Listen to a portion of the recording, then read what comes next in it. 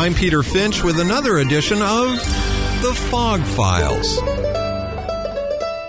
Okay, let's go upstairs. This is kind of the big deal is upstairs. Okay. Projection booth. Oh, yeah. This week we're in Fremont, paying a visit to the Niles S&A Silent Film Museum at the old Edison Theater.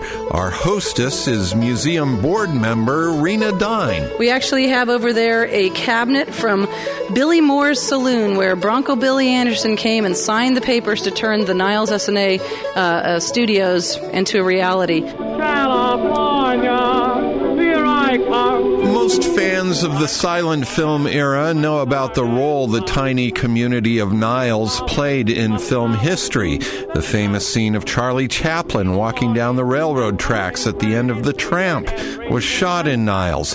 Western film pioneer Bronco Billy Anderson shot about 300 movies here from 1912 to 1916.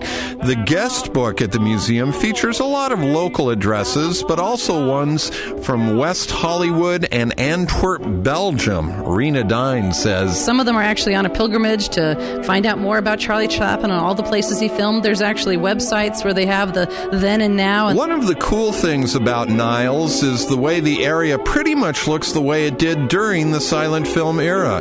David Keene is the museum's historian and author of the book Bronco Billy and the S&A Film Company. You go to Los Angeles and you kind of get a hint of what it's like there, but so much history's been lost there that it's really tough to find any roots to the silent history. Niles, he says, is a different story.